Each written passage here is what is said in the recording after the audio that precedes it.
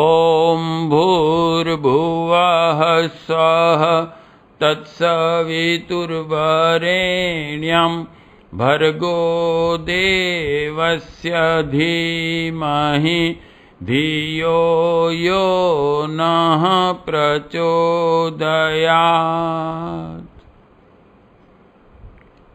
हमारे आदरणीय सत्संगी मित्र परिजन,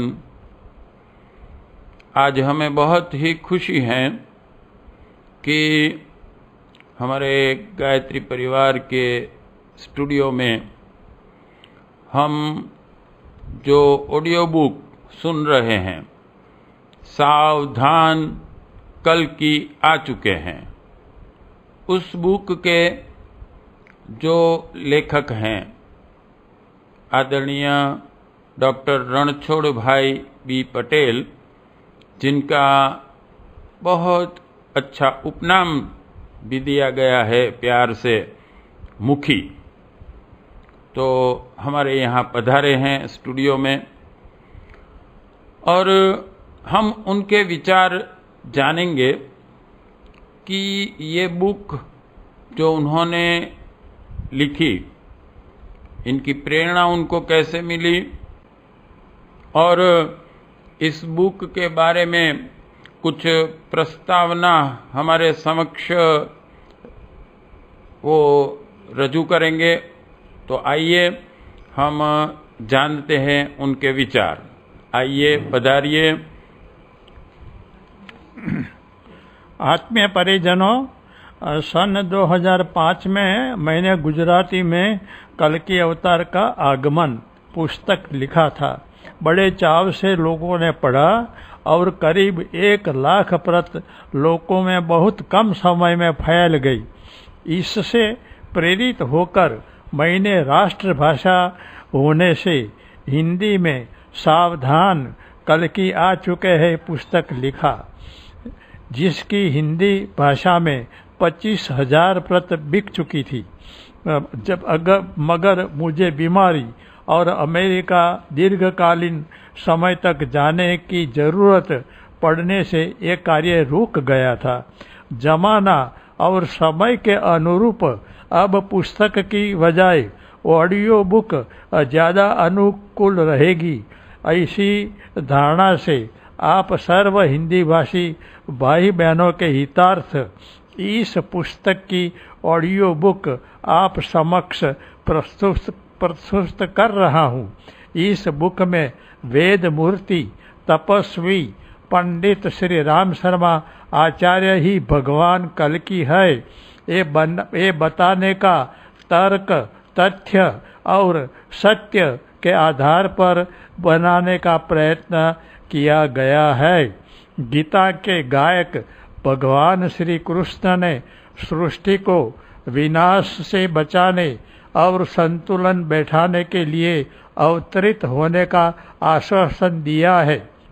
आज की विनाशकारी परिस्थितियों में अपना वचन सार्थक करने के लिए वे आ चुके हैं, मगर कहाँ है और क्या कर रहे हैं, ये सब वैज्ञानिक पद्धति से बताने का प्रयत्न किया है। इससे लोग भगवान के अवतार स्वरूप को पहचान पाएंगे और उनकी लीला में शामिल होकर अपना अवतार धन्य बनाएंगे। गुजराती भाषा की यह बुक का जिसने ऑडियो रिकॉर्डिंग किया था, ऐसे हमारे परिवार के युग शिल्पी श्री मयूर भाई राव ने हिंदी भाषा में भी यह बुक का ऑडियो रिकॉर्डिंग और उसका प्रचार प्रसार करने का कार्य स्वीकार किया है, जिसके लिए मैं उनका धन्यवाद करता हूं और रिकॉर्डिंग शुरू करने की विनती करता हूं। सबको जय गुरुदेव। आभार, आप हमारे स्टूडियो में पधारे और आपने अपने विचार व्यक्त किए। जय गुरुदेव। ओम तत्सत।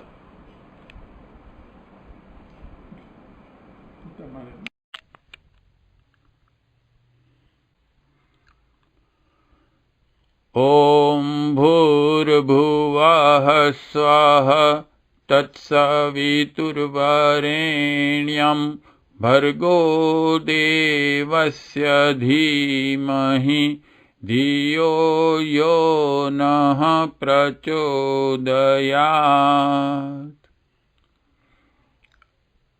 अब हम जो ऑडियो बुक सुनने जा रहे हैं उस पुस्तक का टाइटल है सावधान, कल्कि आ चुके हैं। आइए देखें इस पुस्तक के फर्स्ट टाइटल पेज पर क्या है। हमारे युग निर्माण योजना के प्रतीक मशाल का चित्र दिया हुआ है। उसके पीछे पृथ्वी माता, धरती माता और उसके आसपास 9 ग्रह और हमारे जो 24 अवतार हैं अभी तक के, और इस कल्प में जो 64 अवतार होने वाले हैं टोटली, उनमें से अभी तक के जो मुख्य 10 अवतार हैं वो 10 अवतार के चित्र दिए हैं और नीचे हमारी सजल श्रद्धा प्रखर प्रज्ञा का प्रतीक है। लिखा है लेखन संकलन डॉक्टर रणछोड़ भाई बी पटेल, आणंद, गुजरात। दूसरे टाइटल पेज पर गायत्री माता का चित्र, परम पूज्य गुरुदेव परमवंदनी माता जी का चित्र, परम पूज्य दादा गुरुदेव, हिमालय, सजल श्रद्धा प्रखर प्रज्ञा, मशाल और गंगा माता, इन सभी का कंबाइन चित्र है। और उसके नीचे लिखा हुआ है पंडित श्री राम शर्मा आचार्य, गायत्री के सिद्ध साधक, 3000 से अधिक पुस्तकों के लेखक, वेद पुराण उपनिषद के भाष्यकार, वैज्ञानिक आध्यात्मवाद के जनक, विचार क्रांति के प्रणेता, 21वीं सदी उज्ज्वल भविष्य के उद्घोषक, स्वतंत्रता संग्राम सेनानी, युग निर्माण योजना के सूत्रधार, ऋषि परंपरा के उद्धारक। इसके नीचे लिखा है नियंता के रूप में उनकी अद्भुत गर्जनाएं, 21वीं सदी उज्ज्वल भविष्य। हमारा लक्ष्य 600 करोड़ व्यक्तियों की मनस्थिति बदलना है। कोई तुम्हारा हो न हो, पर मैं तुम्हारा हूं। ईश्वर के साथ साझेदारी कर लो। तुम मेरा काम करो, मैं तुम्हारा काम करूंगा। नए देश को मैं नई शक्ति दूंगा। व्यक्ति की ही नहीं, राष्ट्र की कुंडलिनी जगाऊंगा, विश्व की कुंडलिनी जगाऊंगा। नया भगवान बनाएंगे, नया इंसान बनाएंगे।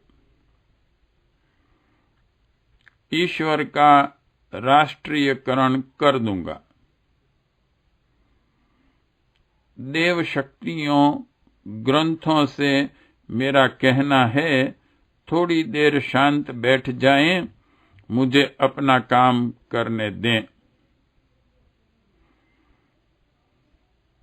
एंडिंग में लिखा है विचार क्रांति पुस्तकालय, गायत्री प्रज्ञा मंडल, डिंडोली गांव, सूरत।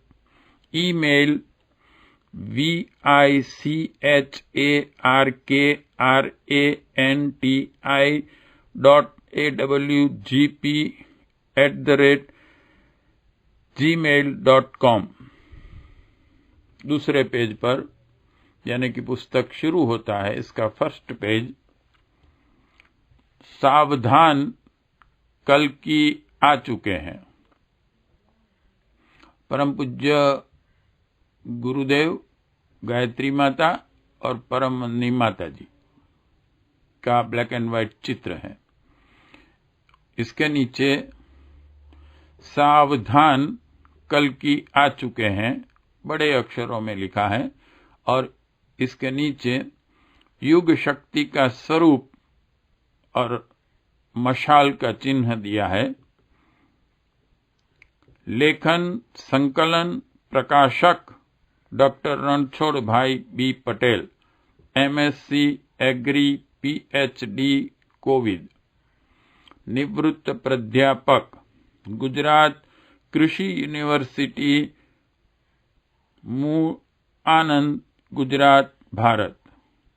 प्राप्ति स्थान विचार क्रांति पुस्तकालय, गायत्री प्रज्ञा मंडल, डिंडोली गांव, सूरत 394210, Gujarat, Bharat. Mobile number 8460139631, 9099180781, 9925241303। Email vicranti.awgp@gmail.com। दूसरे पेज पर लेखक का पता 14 नंदनवन सोसाइटी, जागनाथ महादेव के सामने, मूल आनंद 388001, गुजरात, भारत। फोन 02692-260109। मोबाइल पुत्र का 9825377596। आवृत्ति प्रथम, गायत्री जयंती, डेट 18 जून 2013, 5000 प्रत। मूल्य ₹10, ब्रह्मभोज। इसके नीचे विक्रेता, शक्तिपीठ, प्रज्ञापीठ, शाखा, दाता, सौजन्य वगैरह की नोंद के लिए थोड़ी जगह दी गई है, और उसके नीचे मुद्रक विधि ऑफसेट 2, माली की बाड़ी, अश्वनी कुमार रोड, सूरत। फोन 0621254362।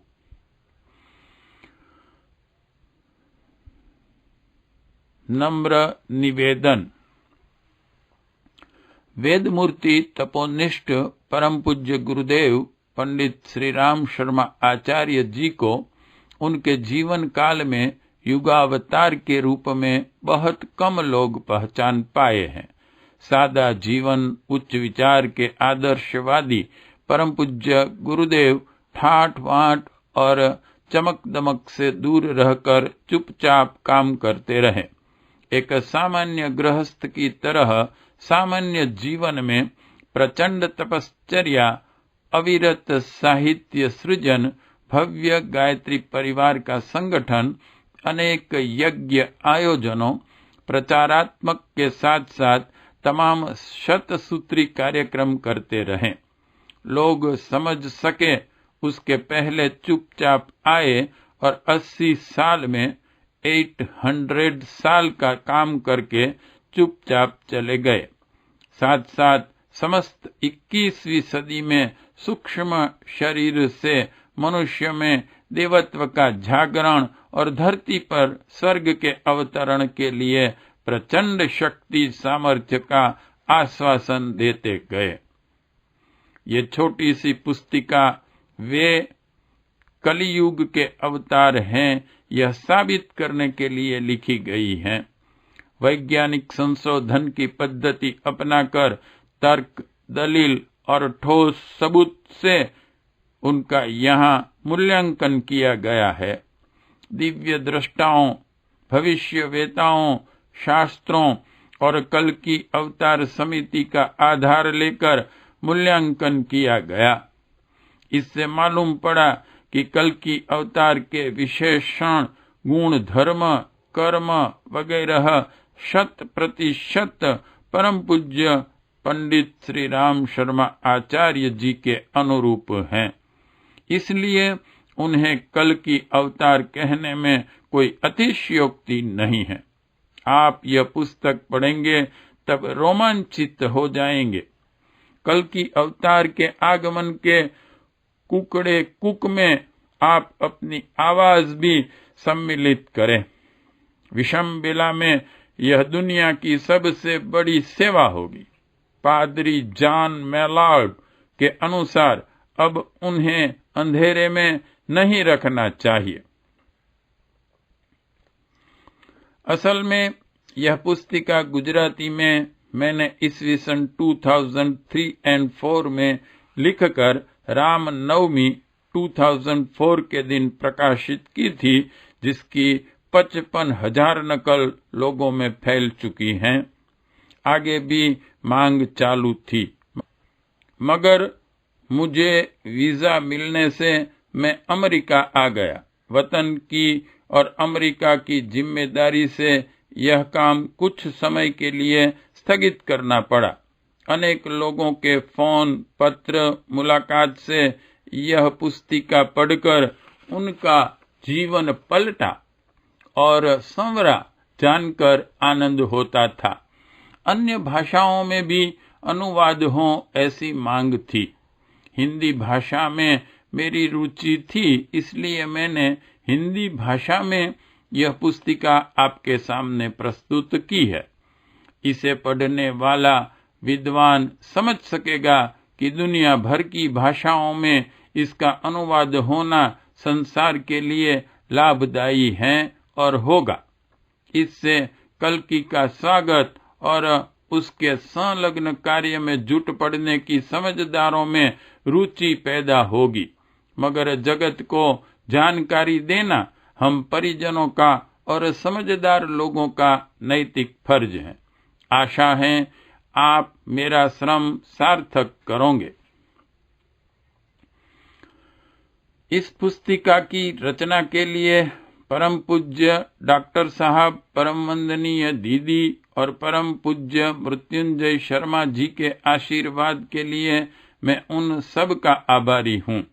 परम पूज्य गुरुदेव और परम वंदनीय माता जी का आशीर्वाद और संरक्षण का सूक्ष्म प्रवाह सतत बहता रहा है, तभी तो बहुजन हिताय यह कार्य सफल हो सका है।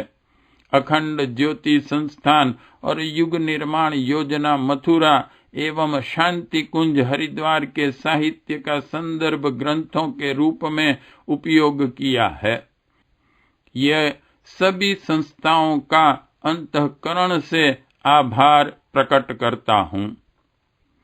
भाषा की यह दोषों की शुद्धि के लिए मैं प्रोफेसर तुलसी भाई पटेल और प्रोफेसर उमेद भाई पटेल दोनों क्रमानुसार प्रजाराज पाक्षिक और विज्ञान प्रेरणा मासिक मेहसाणा उत्तर गुजरात के तंत्री और संपादक का आभारी हूँ। संपूर्ण पुस्तक का प्रिंटिंग, चित्रण और आर्थिक एवं अन्य जिम्मेदारी निभाने के लिए विचार क्रांति पुस्तकालय, गायत्री प्रज्ञा मंडल, डिंडोली गांव, तालुका 84, जिला सूरत का बड़ा आभारी हूँ। टाइपिंग, सेटिंग, ग्राफिक्स, प्रिंटिंग इत्यादि में सहायता के लिए विधि प्रेस और उनके कर्मचारी गण का ऋण स्वीकार करता हूँ। परिजनों, ब्रह्म भोज दाताओं, मित्रों, शुभेच्छकों और अन्य सभी जिनके सहयोग से यह काम परिपूर्ण हुआ, उनका भी धन्यवाद करता हूँ।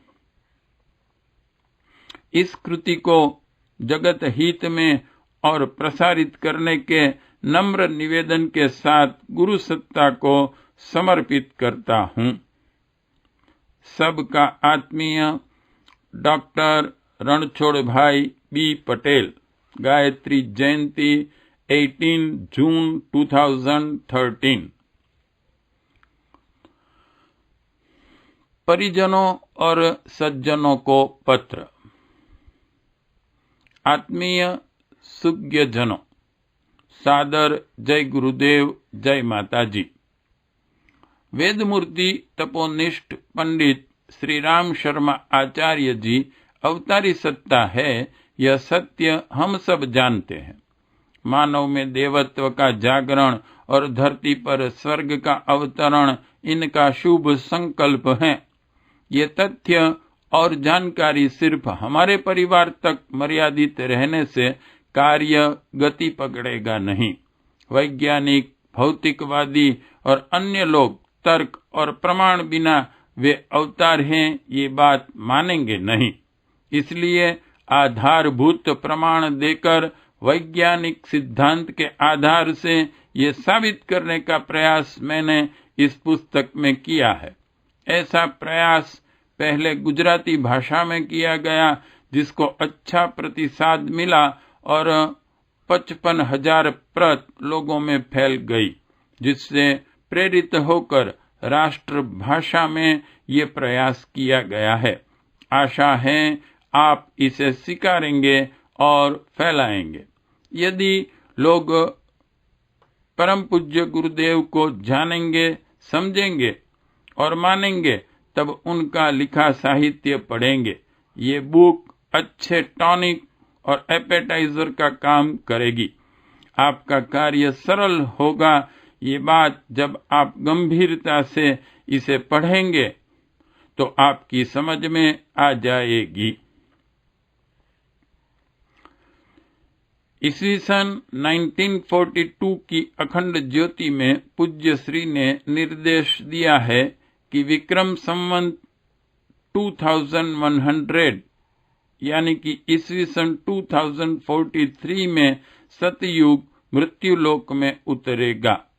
इसलिए हमारी स्वतंत्रता की शताब्दी ईस्वी सन 2047 सतयुग में होगी। छोटा भारत देश बृहद भारत महाभारत बनेगा। ये कपोल कल्पना नहीं है, मगर होने वाली हकीकत है। अखंड ज्योति मार्च 1967 में पूज्य श्री ने चेतावनी दी है कि हम सबने अपनी इन आंखों से राजाओं के राज्य और जागीरदारों की जागीर सरकार की और समाज की होते देखे हैं। अब नोट कर लो कि आने वाले वर्षों में पूंजीपतियों की पूंजी और धनिकों का धन सरकार और समाज का हो जाएगा। जन जन तक यह संदेश फैलाने के लिए आपको ये छोटी सी बुक सहायक सिद्ध होगी। धनवानों को चेतावनी के रूप में और गरीब पीड़ित दुखियारों को आश्वासन और सहारा देने का कार्य भी ये बुक करेगी, जिसका श्रेय और पुण्य आपको जरूर मिलेगा। ये बुक से मैं कोई मुनाफा करना नहीं चाहता हूँ, मगर अपनी कुछ राशि भी जोड़ता हूँ। अब इस बुक को आगे चलाना आपकी समझदारी पर निर्भर है। मूल प्राप्ति स्थान से आपको थोकबंद बुक मिलेगी, मगर ट्रांसपोर्ट पार्सल चार्ज आपको वहन करना होगा। अपने क्षेत्र के उदार लोगों को मिलकर यह पुस्तक को आप और अधिक सस्ती कर सकेंगे। यज्ञ, कर्मकांड, कथा, श्राद्ध, श्रद्धांजलि वगैरह प्रयोजनों में भेंट देने के लिए कम मूल्य वाली तो भी महत्वपूर्ण और कोई पुस्तक आपको शायद ही मिले। आशा है आप बढ़ चढ़कर श्रम प्रयत्न करके जगत को यथाशीघ्र अवतार की जानकारी देंगे। गुजराती के अलावा अन्य भाषाओं में अनुवाद करने की अपने प्रभाव क्षेत्र के मित्रों को प्रेरणा देने की भी प्रार्थना है, जिसकी जानकारी मुझे और मूल प्राप्ति स्थान (विचार क्रांति पुस्तकालय, गायत्री प्रज्ञा मंडल, डिंडोली गांव, सूरत) को देना जरूरी है। छपी हुई बुक की 2 प्रत भी मुझे और मूल प्राप्ति स्थान को भेजने की कृपा करें। हम सब मिलकर पूज्य श्री की वेदना कम करने का यथासंभव प्रयास कर रहे हैं।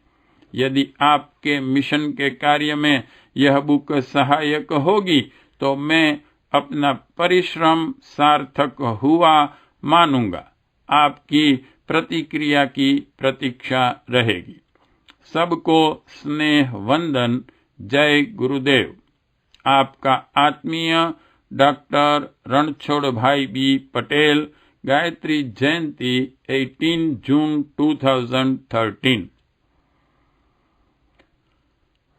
अनुक्रमणिका 1। प्रस्तावना 2। अवतार और नवयुग संबंधी दिव्य दृष्टाओं का दिव्य दर्शन। 3। ज्योतिष शास्त्रियों का कथन। 4। विविध शास्त्र और समिति का कथन। 5। वैज्ञानिकों का भविष्य कथन। 6। अवतार का मूल्यांकन। 7। कल्कि अवतार पूज्य गुरुदेव का संक्षिप्त परिचय, जीवन दर्शन। 8। उपसंहार। 9। नवयुग का धर्म और मंत्र। 10। विशेष बात। नीचे फुटनोट एक दी गई है। दक्षिण भारत के प्रख्यात संत और भविष्यवेता श्री राम स्वामी अय्यर का निष्कलंक अवतार संबंधी भविष्य कथन बिल्कुल स्पष्ट है। वे लिखते हैं कि कल्कि न तो अश्व पर बैठ के आएगा और न तलवार लेकर आएगा। ये गूढ़ और रहस्यमय भाषा में लिखे गए सूत्र हैं। अश्व का अर्थ होता है शक्ति का प्रतीक। उसके पर कल्कि सवारी करेगा। इसका अर्थ है शक्ति उसकी इच्छा के अनुसार कार्य करेगी। वह इतिहास का सबसे शक्तिशाली व्यक्ति होगा। यह शक्ति है चेतना की शक्ति। तलवार मस्तक काटने के लिए नहीं, किंतु मस्तिष्क व्याप्त कुविचार दूर करने वाली सद्बुद्धि रूपी तलवार।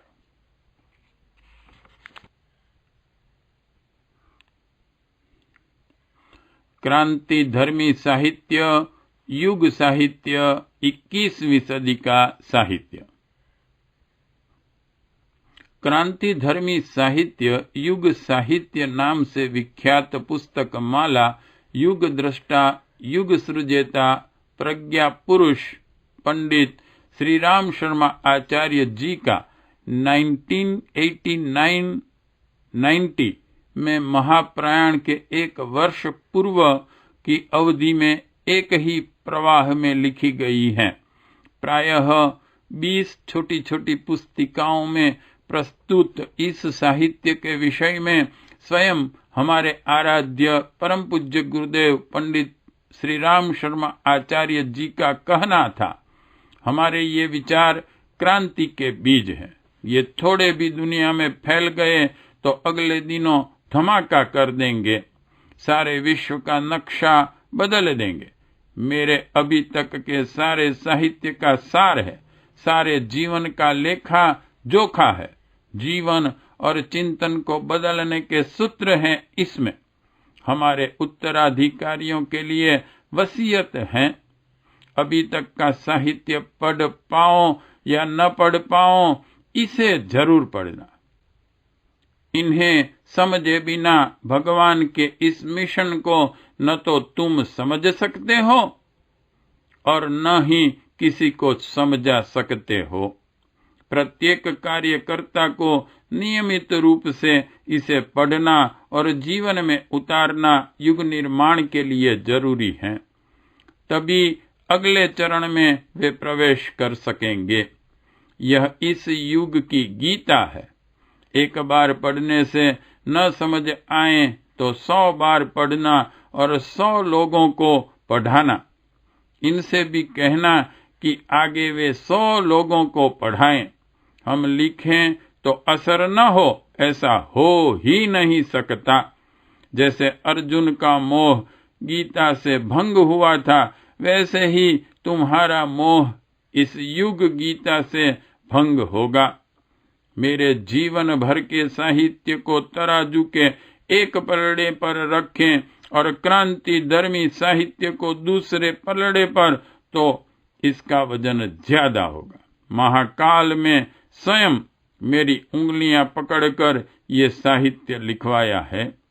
इन्हें लागत मूल्य पर छपवाकर प्रचारित प्रसारित शब्दशः अक्षरशः करने की सभी को छूट है। कोई कॉपीराइट नहीं है। मेरे ज्ञान शरीर को मेरे क्रांति धर्मी साहित्य के रूप में जन जन तक पहुंचाने का प्रयास करें।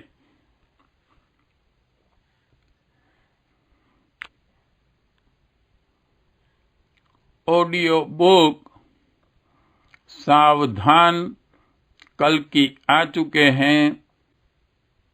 चैप्टर 1 प्रस्तावना। भगवान की चेतना का कोई विशिष्ट प्रयोजन के लिए मनुष्य या अन्य प्राणी के रूप में देह धारण करने की प्रक्रिया को अवतार कहते हैं। भिन्न भिन्न मतानुसार हिंदू शास्त्रों में 10 या 24 ऐसे अवतारों की बात करते हैं। 10 अवतार में मानने वाले कहते हैं कि अब तक भगवान के 9 अवतार हो चुके हैं। अब इस कलयुग में 10वां कल की अवतार होगा। 24 अवतारों की बात करने वाले कहते हैं कि अब तक भगवान के 23 अवतार हो चुके हैं और 24वां कल की अवतार इस कलयुग में होगा। इस तरह चालू युग में दोनों कल की अवतार होने की बात पर एक मत है। दोनों मतांतरों अनुसार अलग अलग अवतार किस लिए हुए और उन्होंने क्या कार्य किया, यह बात इस पुस्तिका की मर्यादा और ध्येय के बाहर है। हमें इस युग के अवतार से ज्यादा संबंध और इंतजार है, इसलिए यह पुस्तिका केवल कल की अवतार की बात करेगी। जब जब सृष्टि का मानवीय और प्राकृतिक संतुलन बिगड़ जाता है, तब उसे ठीक करने के लिए स्वयं परमात्मा अवतार लेकर पृथ्वी पर आते हैं। इसका समर्थन उन्होंने स्वयं गीता के निम्नलिखित श्लोकों में उद्धृत किया है। यदा यदा हि धर्मस्य ग्लानिर्भवति भारतः अभ्युत्थानम धर्मस्य तदात्मानं सृजाम्यहम्। 4-7 परित्राणाय साधूनां विनाशाय व दुष्कृतां धर्म संस्थापनार्थाय संभवामि युगे युगे। 4-8 इससे बड़ा आश्वासन और क्या हो सकता है, जिसमें भगवान कहते हैं कि जब जब संसार में धर्म का विनाश होता है, तब धर्म की स्थापना करने के लिए दुष्टों का विनाश और सज्जनों का रक्षण करने के लिए मैं अवतार धारण करता हूं। लेकिन भगवान ने बताई शर्त के अनुसार धर्म का क्षय हुआ है, ऐसी परिस्थितियां बनी हैं। क्या ये इतनी बेकाबू हो गई हैं कि इसे ठीक करना आदमी की ताकत के बाहर है? इसे भगवान के अलावा और कोई ठीक नहीं कर सकेगा, ऐसा कैसे कह सकते हैं? ऐसे ऐसे विभिन्न प्रश्न लोगों में पैदा हों, यह स्वाभाविक है। दिव्य दृष्टा अपने ऋषि मुनियों ने ऐसे प्रश्नों के उत्तर पहले से ही विभिन्न शास्त्रों में दिए हैं। महाभारत, भविष्य पुराण, कल्कि पुराण, हरिवंश पुराण वगैरह ग्रंथों में उनके रचयिता भगवान व्यास ने इस प्रश्नों के स्पष्ट उत्तर दिए हैं। कल्कि पुराण तो इस युग में होने वाले भगवान कल्कि का विशिष्ट शास्त्र है। इसमें भगवान कल्कि कब अवतार लेंगे, क्या करेंगे आदि बातों का हजारों साल पूर्व कल्पनातीत विवेचन किया है। जिसमें कौन सी परिस्थितियां होंगी तब अवतार होगा, यह बताया गया है। इसके अनुसार कलयुग के अंत में जनमानस की मलिनता बढ़ने से पाप की अनहद वृद्धि होगी। पाप, दुर्भाव, अनुशासन विहीनता और सामाजिक अव्यवस्था का नाम ही अधर्म है। अधर्म की पत्नी का नाम है मिथ्या, अर्थात झूठ बोलने से पाप की वृद्धि होती है। अधर्म और झूठ मिलकर दंभ पैदा करते हैं। उनकी एक कन्या माया है, जो अहंकार निभाने के लिए प्रदर्शन, अपव्यय, फैशन, वासना वगैरह बढ़ाती हैं। दंभ और माया के मिलने से लोभ और व्यभिचार उत्पन्न होता है। उनके मार्ग में रुकावट आने पर क्रोध उत्पन्न होता है, जिससे व्यक्ति हिंसा करता है। इस प्रकार के मनोविकार अर्थात भगवान की परवाह न करना, झूठ बोलना, दंभ करना, माया, लोभ, व्यभिचार, हिंसा वगैरह मिलकर कलियुग का सर्जन करते हैं।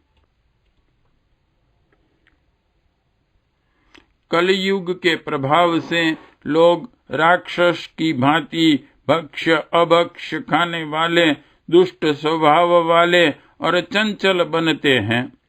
शरीर में से दुर्गंध का आना, मांस खाना, मदिरा पीना, जुआ खेलना, सोना और धन के आकांक्षी और रोगी होना ही दिखाई पड़ता है।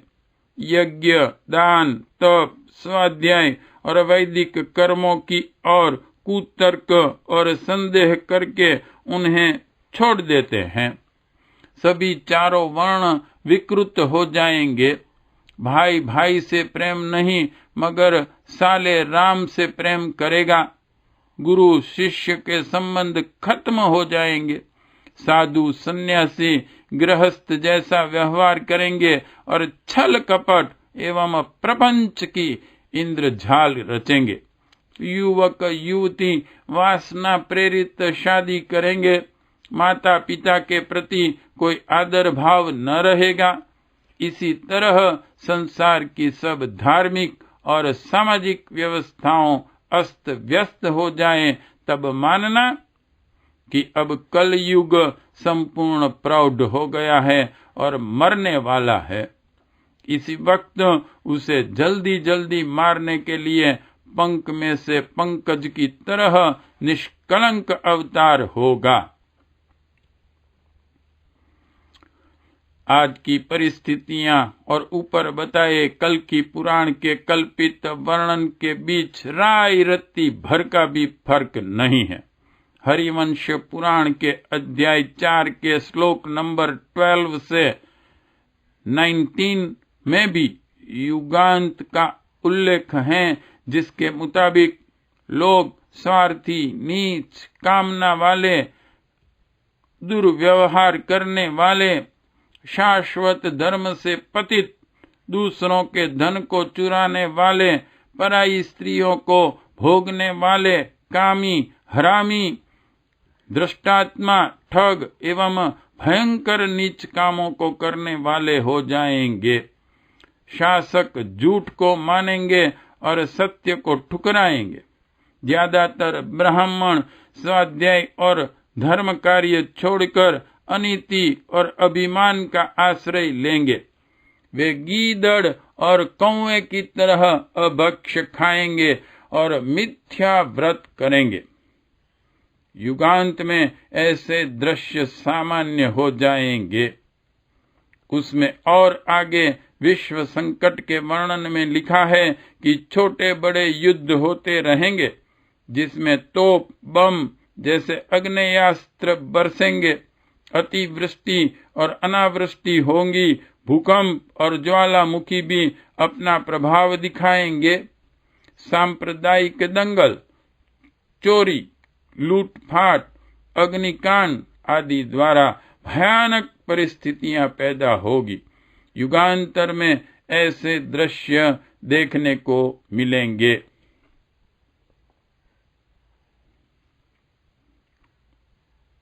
आज का आस्था संकट। शास्त्रों में बताया गया उपरोक्त वर्णन बिल्कुल सच साबित हो रहा है।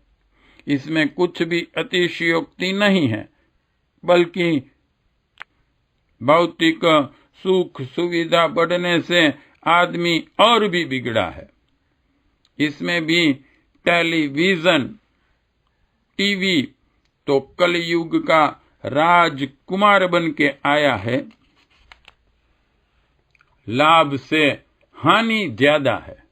कामुक दृश्य, नग्न और अर्धनग्न नाच गान, शराब और नशेबाजी के चित्र और चलचित्र, छल कपट, चोरी, खून खराबी, लूटपाट जैसी कितनी ही दुष्ट प्रवृत्तियों सिखाने वाले ये महागुरु है। इसमें भी बिना रोकथाम 24 घंटे चालू, न कोई नियंत्रण, न कोई शिक्षा, मगर वाह वाह की उल्टी प्रक्रिया चलती है। उसके पुत्र सेल फोन ने तो यह तबाही और भी बढ़ा दी है। तमाम गलत धंधे की योजना का साधन बन गया है। दोनों पिता पुत्र व्यक्ति के मन मस्तिष्क को जल्दी से बिगाड़ रहे हैं। मकान में से कूड़ा कचरा झाड़ू से साफ कर सकते हैं, मगर मन मस्तिष्क में पड़ने वाला यह कूड़ा कचरा कैसे साफ करेंगे? आखिरकार मानवीय संस्कार और मन को बिगाड़कर और विकृत करके व्यक्ति, परिवार, समाज और राष्ट्र को अनेक संकटों में फंसाता है, जो मानवीय सभ्यता को बर्बाद करके छोड़ेगा। राष्ट्र के लिए भ्रष्टाचार का भोरिंग सबसे ज्यादा खतरनाक है। भ्रष्टाचार की तक वाले विभागों में काम करने वाले ज्यादातर कर्मचारी और अधिकारी अपने नियुक्ति पत्र को पैसा लूटने का अधिकार पत्र मानते हैं। भारी भरकम तनख्वाह और सुविधाएं मिलने पर भी भ्रष्टाचार से राष्ट्र की दुर्दशा के लिए ये वर्ग ज्यादा जिम्मेदार है। बड़े या छोटे राजनेता भी अपना कमीशन निकालने के लिए राष्ट्रीय और अंतर्राष्ट्रीय स्तर पर देश को लूट रहे हैं। बिना भ्रष्टाचार कोई काम होता ही नहीं। न्यायालय ज्यादातर से अन्यायालय बन गए हैं। प्रजा त्राहिमाम हो उठी है। कोई किसी के वश में नहीं है। सब मनमानी करते हैं और नूरहीन लोग उसे चला लेते हैं। भूतपूर्व प्रधानमंत्री श्री नरसिंह राव ने नवंबर 1995 में आंबलखेड़ा के प्रवचन में कहा था कि सरकार ने गरीबों के लिए भेजे हर 1 रुपया में से 90 पैसे चबाए जाते हैं, सिर्फ 10 पैसा लाभार्थी तक पहुंचते हैं। इससे बड़ी शर्मनाक घटना और क्या हो सकती है। काम, क्रोध, लोभ, मोह, अहंकार, बैर, द्वेष, ईर्ष्या वगैरह ने व्यक्ति के मन मस्तिष्क पर संपूर्ण काबू पा लिया है, जिससे अपराध वृत्ति दिन प्रतिदिन बढ़ती जा रही है। हर एक के दिल दिमाग का ये आसुरी तत्व ने कब्जा कर लिया है। मनुष्य का चिंतन विरुद्ध दिशा में चल रहा है। वह आलसी, विलासी, दुराचारी और प्रेत पिशाच जैसा बन गया है। ऊपर से संत और सज्जन होने का दिखावा करता है, मगर भीतर से असुर है। समृद्धि इकट्ठी करने के लिए संसारी और सन्यासी सभी बेचैन हैं। इसके लिए अनाचार, छल कपट, धोखाबाजी, पापाचार और भ्रष्टाचार के गलत तरीके अपनाते हैं। गलत तरीके से मिली संपत्ति उनको और वारसदारों को दुर्व्यसन और अपव्यय में फंसाकर दुर्गुणी यानी कि विपथगामी बना देती है। प्रतिदिन हम समाचार पत्रों में बलात्कार, चोरी, खून, खराबी वगैरह के बारे में पढ़ते हैं या सुनते हैं। नारी की वेदना का कोई अंत नहीं है। मूक पशु पक्षी भी उसके अत्याचार से त्राहिमाम है और जगत के नाथ को सहायता के लिए पुकारते हैं। ऐसी विषम हालत में बुद्धिशाली कहे जाने वाले लोग जैसे कि धर्माचार्यों, राजनेताओं, कलाकारों, अमलदारों, वैज्ञानिकों, साहित्यकारों, चित्रकारों, उद्योगपतियों, व्यापारियों वगैरह उल्टी चाल चलते हैं। सर्वत्र मारो, काटो, लूटो जैसे अंदर के आचरण हैं। गरीब गाय जैसी प्रजा हर रोज इन बाधाओं का शिकार होती रहती है। दिल से पुकार रही है कि हे भगवान, जल्दी पधारो, दया करो और हमें बचा लो। राष्ट्र भी एक दूसरे से संपत्ति, समृद्धि और शासन में आगे निकल जाने की स्पर्धा में लगे हैं। कई लोग दूसरों पर आधिपत्य जमाना चाहते हैं, कई अपने को असुरक्षित अनुभव करते हैं। परिणाम स्वरूप अणुबम, परमाणु बम, जीवाणु बम, लेसर बम और अनेक अस्त्र शस्त्र जिनकी हम कल्पना भी नहीं कर सकते, वे बम बन रहे हैं। सबसे ज्यादा लोग मारने, संहारने के संशोधन में लगे हैं। समस्त विश्व के आधे से भी ज्यादा प्रतिभाशाली लोग युद्ध उद्देश्य या मारने के व्यवसाय में लगे हुए हैं।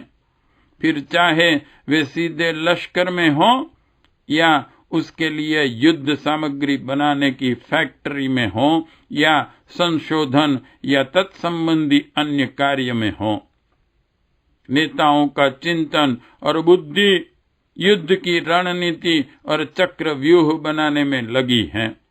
जनशक्ति, धन शक्ति और साधन शक्ति जब एक दूसरे का विनाश करने पर तुली हैं, तब महाविनाश की क्षण नजदीक है, ऐसा कहने में कोई अतिशयोक्ति नहीं है। हजारों वक्त दुनिया का विनाश हो सके इतने गंझावर शस्त्र सरंजाम के ढग खड़े किए गए हैं। हम ऐसे विनाश के स्फोटक ज्वालामुखी पर बैठे हैं। है कोई माई का लाल जो दुनिया को ऐसी स्थिति से बचा ले? हाँ है। अंत में भगवान तो हैं। वह अपनी प्यारी सृष्टि का विनाश होने दे ऐसे मूर्ख नहीं है। मानवों ने सर्वत्र फैलाई हुई दुर्बुद्धि से दुनिया को बचाने के लिए उसने सद्बुद्धि जागृत की है। समय पक गया है, इसलिए अपना वचन सत्य करने के लिए उसने अवतार ले लिया है। भगवान राम, कृष्ण और बुद्ध की तरह सेना और संगठन बनाकर काम में लग गए हैं, मगर आज ऐसे तो बहुत संगठन, स्वामी और संत हैं। इसमें से युगावतार को कैसे पहचाना जाए, यह बहुत बड़ा प्रश्न है। यह बहुत मुश्किल कार्य है। करोड़ों लोगों में से किसी एक को भगवान ने दिव्य दृष्टि दी है जो भावी के गर्भ को देख सकें। ऐसे दिव्य दर्शियों ने अपनी अनुभूति लोगों के समक्ष प्रकट की या लिखी, जो आज भी प्राप्य हैं। प्राचीन समय के दिव्य दृष्टा ऋषि मुनियों ने शास्त्रों द्वारा उसे प्रकट की है। सद्भाग्य से वह उपलब्ध हैं। इस तरह राष्ट्रीय और अंतरराष्ट्रीय दिव्य दृष्टाओं और शास्त्रों ने होने वाले अवतार की पहचान और भीतर के भेद बेबाक प्रकट किए हैं। वे मनुष्य मात्र के लिए जानने योग्य हैं। अवतार की पहचान उसमें स्पष्ट और विश्वास पात्र है, इसलिए आगामी प्रकरण में उसका विवरण दिया गया है। फुटनोट: भगवान की इच्छा युग परिवर्तन की व्यवस्था बना रही है। इसमें सहायक बनना ही वर्तमान युग में जीवित प्रबुद्ध आत्माओं के लिए सबसे बड़ी दूरदर्शिता है। अगले दिनों में पूंजी नामक वस्तु किसी व्यक्ति के पास नहीं रहने वाली है। धन एवं संपत्ति का स्वामित्व सरकार एवं समाज का होना सुनिश्चित है। हर व्यक्ति अपनी रोटी मेहनत करके कमाएगा और खाएगा। कोई चाहे तो इसे एक सुनिश्चित भविष्यवाणी की तरह नोट कर सकता है। अगले दिन इस तथ्य को अक्षरशः सत्य सिद्ध करेंगे।